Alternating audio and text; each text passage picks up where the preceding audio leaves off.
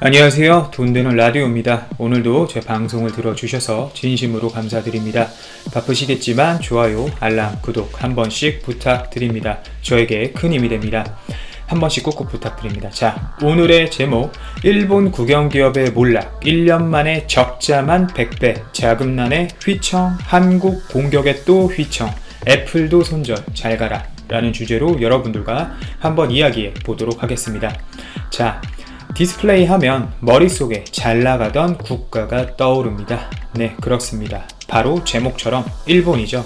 사실상 반도체와 더불어 일본을 대표하던 산업이기도 합니다. 소니, 파나소닉 등 1990년대 TV 시장을 주름잡던 회사들이죠. 하지만 이제 제목처럼 일본의 마지막 한 줄기 동아줄 같은 디스플레이 업체, 사실상 국영 기업과 마찬가지인 JDI가 자금난에 한 번 또 휘청이면서 몰락의 모습을 보여주고 있습니다.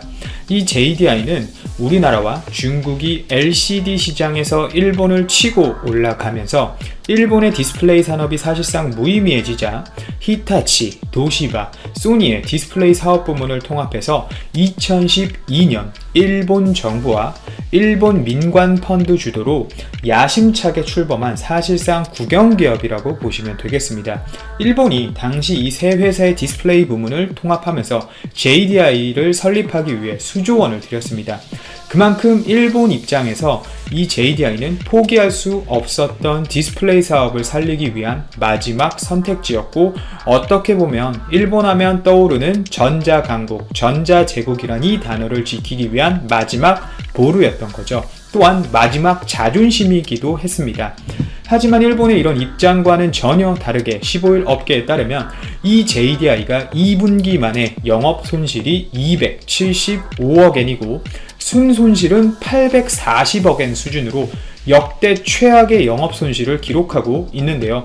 심지어 회사의 상황이 좋아지는지 나빠지는지 보여주는 지표인 영업 손실폭 자체가 작년 대비 2배 이상 늘었습니다. 이 말인 즉슨 죽어간다는 거죠. 피를 쏟고 있었는데 버티고 버티는 과정 중에 또 쏟고 있어요. 이렇게 버티다 보면 출자도 못 거두는 상황이 오는 거죠. 우선 이 상황이 왜 이렇게 된 건지에 대해서는 조금 더 이따가 말씀을 드릴 거고, 제목처럼 애플도 이 JDI를 사실상 버렸습니다. 투자 문제 때문인데요. 올해 초까지만 하더라도 이 JDI를 살리기 위해 1억 달러 정도, 하나로 약 1000억 원 정도의 자금을 투자하기로 결정을 했었습니다. 하지만 애초에 결정된 것과는 너무나 달리 애플도 늦장을 부리고 있는데요. 애플이 같이 투자하기로 한 중국 펀드와의 기자회견이 계속 늦어지고 있는 겁니다. 엎친 데 덮친 격으로 애플의 투자 약속 전에 이미 JDI는 대만과 중국 업체들로부터 구성된 펀드에 1조 원 정도 자금 지원을 받으면서 전체 지분 약 50%를 넘기기로 했지만 이마저도 무산이 된 거죠. 사실상 이때 자본의 50% 정도를 넘긴다는 것은 일본이 이 사업을 계속 이행하기가 어렵다는 소리이고, 이 JDI의 경쟁력이 국제사회에서 추락했다는 것을 의미합니다. 1조 원 정도를 수혈받으면서 지분의 50%를 넘긴다는 게 사실상 상식선에서 있을 수 없는 일이기 때문에 이 대목에서 얼마나 JDI의 재무 상태가 최악의 상황인지 알 수가 있다는 거죠. 앞서 말씀드렸듯이 애플, 중국, 대만 등 여러 업체들이 투자할까 말까 고민 중인 거죠. 자, 지금 이 JDI의 아까 말씀드렸던 영업 손실 폭을 보세요. TV 시장이 점점 커지고 있는데 그나마 JDI가 생산하는 LCD의 가격을 생각해보자고요. 현재 너도 나도 LCD 생산 사업에 뛰어들었고 시장은 이미 과포화 상태입니다. 중국, LG 다 감산을 선택했는데도 불구하고 LCD 가격은 또 점점 떨어지고 있어요. 안 그래도 경쟁력이 없어서 영업 손실폭이 큰 회사인데 LCD 값은 떨어지고 사업 경쟁력이 떨어지는 상태입니다. 이 상태에서 어느 누가 정신이 나가서 저런 천문학적인 금액을 투자하겠습니까? 그리고 1조 원 투자하면 지분의 50%를 주겠다는데 이건 사실 제가 예를 들자면 거진 사기와 다름이 없다는 거죠. 이거 투자하면 애플, 중국, 대만이 자금 회수할 수 있겠어요? 못하거든요. 절대 못합니다. 또 문제는 일본 JDI 연구진들이 TV 시장이 OLED 시장으로 넘어가는 와중에 LCD가 잘 됐었으니까 LCD에 계속 머물러 있었던 것도 가장 큰 문제이긴 합니다. 당시에 JDI가 반짝 점유율을 반등했던 시절도 있었습니다. 합작으로 인해서 출범했기 때문에 그 규모가 컸기 때문이죠. 하지만 중국 업체들이 지속적으로 치고 들어오면서 삼성도 LCD 사업을 포기했습니다. 이 와중에 본인들이 잠깐 잘 나갔던 그 시장을 회상하면서 기술 개발에 뛰어들지 않았던 거죠. 그렇게 되다 보니 JDI 주력 사업은 사실상 LCD 뿐입니다. 근데 지난해 아이폰 팔렸나요? 많이 안 팔렸습니다. 아이폰 XR 판매 부진의 여파가 이 JDI에겐 너무 컸던 거죠. 2017년에도 적자를 기록했었습니다. 3천억 정도. 이땐 애플 아이폰이 좀 잘 팔렸어요. 근데 작년에 이 아이폰이 너무 비싸게 나오고 별로 혁신이 없어져. 이 아이폰이 안 팔려서 JDI가 얻게 된 적자는 약 3조 원입니다. 3천억에서 3조 원으로 1년 만에 정확히 100배 적자를 기록했습니다. 1년 만에 적자를 100배 낸 겁니다. 이때 JDI가 한번 뒤집혔었어요. 애플은 안 팔려서 더 이상 생산하지 말라고 하지. JDI도 나름 애플 믿고 미리 생산해둔 물량, 애플 전용 생산 라인으로 다 전환해뒀었는데 그냥 다 말아먹은 겁니다. 재고에 팔리지도 않고 공장 가동률은 낮고 재무 안정성은 또 계속 떨어지고 영업 적자폭은 확대되고 최악의 상황인 거죠. 이제 이렇게 JDI가 갈 때까지 가버린 상황이기 때문에 LCD는 만들어도 손해고 적자는 너무 큰데 OLED 라인으로 생산 라인을 전환하자니 또 JDI 입장에서는 도저히 투자할 수 없는 금액이 드는 상황입니다. 거기에 현재 OLED 같은 경우는 이미 들어가기에 너무 뒤처져서 당장 뛰어들어도 이 OLED 시장에서 JDI가 성공할지는 미지수인 거죠. 너무 늦었습니다. 지금 중소형 OLED 패널 시장에서 최강자인 삼성 디스플레이가 세계 시장 점유율 약 85%를 가져가고 있습니다. 또 대형 OLED는 LG 디스플레이가 거진다 가져가고 있죠. 이 와중에 또 중국 정부의 천문학적인 투자를 등에 업은 중국 디스플레이 업체인 BOE까지 치고 들어와서 점유율 확장의 길을 쓰고 있습니다. 이미 프리미엄 시장은 대한민국이, 중저가 시장은 중국이 꽉 잡고 있다는 거죠. 업체들이 틈을 안 주고 있어요. 사실상 이제 이 JDI의 수명은 다했다고 보시면 됩니다. 수년째 이 JDI는 적자 상황에서 탈출을 면치 못하고 있고 자기 자본 비율 자체가 마이너스 20% 수준으로 떨어진 상황이기 때문에 답이 없어요. 또 그 와중에 권고사직 등 1000명 이상을 감원하고 있습니다. 자, 또 이 상황에 이제 우리나라가 WTO에 제소할 가능성이 커지고 있는데요. 바로 산업혁신기구 때문입니다. 제가 아까 이 JDI는 일본 정부와 민관 펀드가 공동 투자를 했다고 말씀드렸는데요. 이 산업혁신기구가 민관 공동 펀드라고 보시면 될 텐데 2009년에 설립됐습니다. 근데 재밌는 건 사실상 일본 재무성껏이라는 거죠. 지분 비율이 90%가 넘습니다. 아베 정권이 컨트롤한다는 소리입니다. 결국 이 일본 디스플레이 산업을 살리기 위해 일본 정부가 예산을 투입한 거죠. 즉 특정 기업의 손실을 메꿔주기 위해, 살리기 위해 일본 정부가 관여하고 있고 지원을 받은 JDI가 정부를 등에 업고 LCD 패널을 본인들이 제시할 수 있는 가격보다 더 싸게 판매한 것과 다름이 없다는 겁니다. 또 하나 더 재밌는 건 이 산업혁신기구가 도시바 인수 주도에도 적극적으로 참여해서 일본 반도체 산업에서도 아주 큰 역할을 현재 하고 있습니다. 결국 이 산업혁신기구는 일본 정부와 마찬가지인 거고 충분히 WTO 보조금 협정 위반의 소지가 다분하다는 거죠.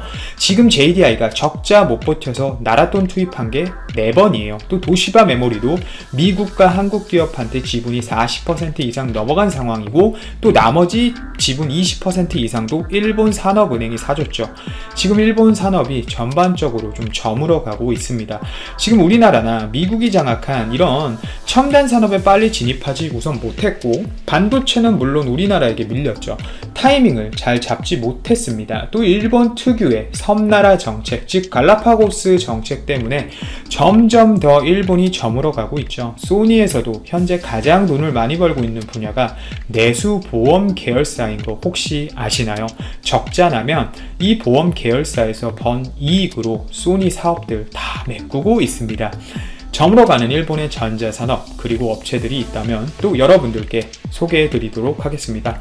오늘도 제 방송을 들어주셔서 진심으로 감사드리고 이만 방송을 마치도록 하겠습니다. 좋아요, 알람, 구독 한 번씩 꾹꾹 부탁드립니다. 감사합니다. 1940년에서 2004년 사이 등장했던 신종 감염병은 무려 335개나 되고 그중 1980년 이후에 등장한 것만도 200개가 넘는다. 신종 감염병의 출현 주기는 점점 짧아지고 있고 인류가 삶의 방식을 바꾸지 않는 한 앞으로 더 자주 등장할 것이다. 코로나19 사태가 종식된다 하더라도 신종 감염병 대응은 앞으로 일상적이고도 가장 중요한 국가의 책무가 될 것이라는 뜻이다. 지금까지 한국은 코로나19에 가장 효과적으로 대응해온 나라이다. 2020년 4월 1일 기준으로 확진자 수가 2배로 늘어나는데 걸리는 시간이 미국 5일, 일본 11일, 전 세계 평균 7일인 반면 한국은 28일이다. 사망자 수가 2배로 늘어나는 데는 미국 4일, 일본 13일, 전 세계 평균 6일인데 한국은 14일이다. 그만큼 우리는 코로나19 확산의 속도를 늦추는 데 성공했다. 그러나 앞으로도 계속해서 성공한다는 보장은 없다. 또 코로나19 대응에 성공했다고 해서 앞으로 더 자주 더 심각하게 다가올 신종 감염병 위기에 잘 대응한다는 보장도 없다. 그러니 코로나19에서 알게 된 사실들을 기반으로 미래를 준비해야 한다. 의료 자원 혹사하지 않는 적정 관리. 첫째, 신종 감염병과 맞서 싸우는 것은 시간과의 싸움이다. 백신과 치료제가 개발될 때까지 최대한 감염 속도를 늦추면서 시간을 벌어야 한다. 희생을 최소화하면서 동시에 의료 시스템의 붕괴를 막아야 한다. 이 점에서 보건당국과 의료진의 대응은 영웅적이었다. 코로나19의 국내 재생산 지수는 초창기 약 7을 넘나들었고 그 뒤로 꾸준히 낮아져서 지금은 1 이하로 낮아진 상태이다.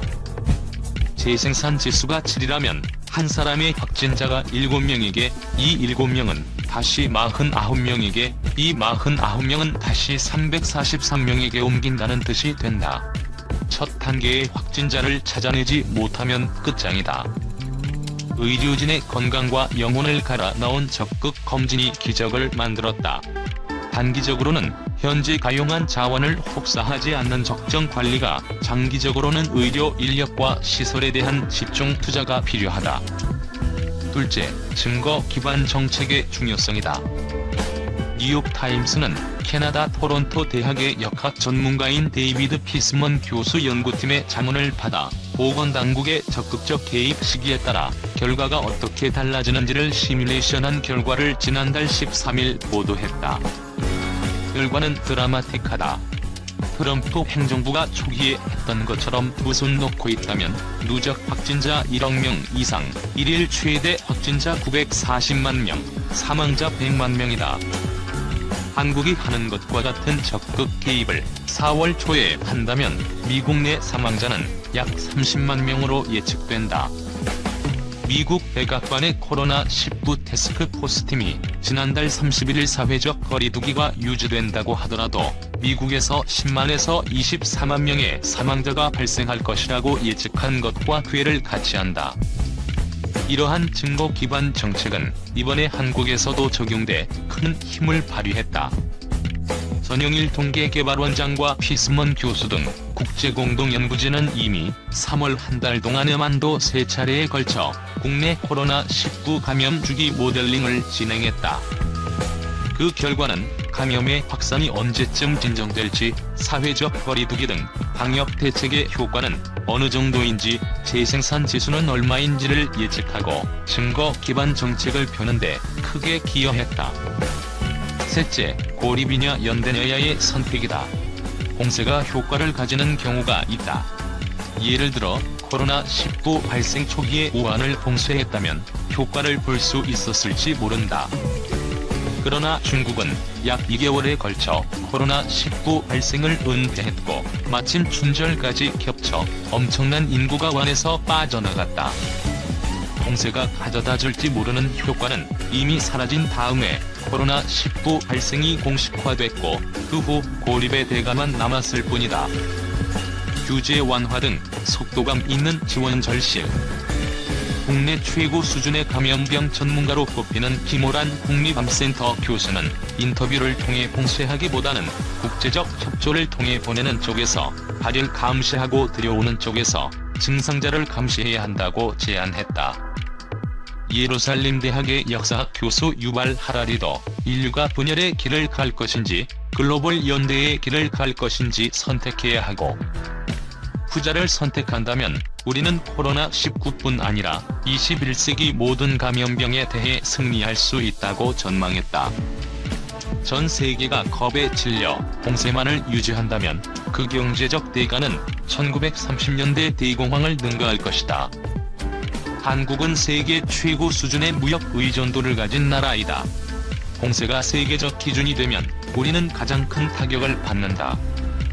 넷째, 위기의 시면으로 갈수록 기회 요인을 찾아 적극적으로 대비해야 한다. 미국은 리더십을 상실했고 중국은 체제의 민낯을 보였다. 글로벌 거버넌스의 붕괴는 민주주의의 새로운 지평을 요구한다.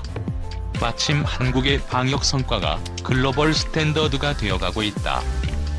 무엇을 할 것인가? 부의자가 되었든 유저가 되었든 세계 경제는 결국 회복될 텐데 한국의 방역, 진단, 치료 능력이 세계적 상품이 되도록 규제 완화를 비롯해 속도감 있게 지원해야 한다. 코로나 이후의 세계에서 떠오를 산업들은 이미 가시화되고 있다. 4차 산업혁명은 빠른 속도로 일상이 되고 빅테크는 독점을 가속화할 것이다. 지금 어떻게 대응하느냐에 따라 코로나19 이후의 세계 경제에서 우리의 위치는 달라질 것이다.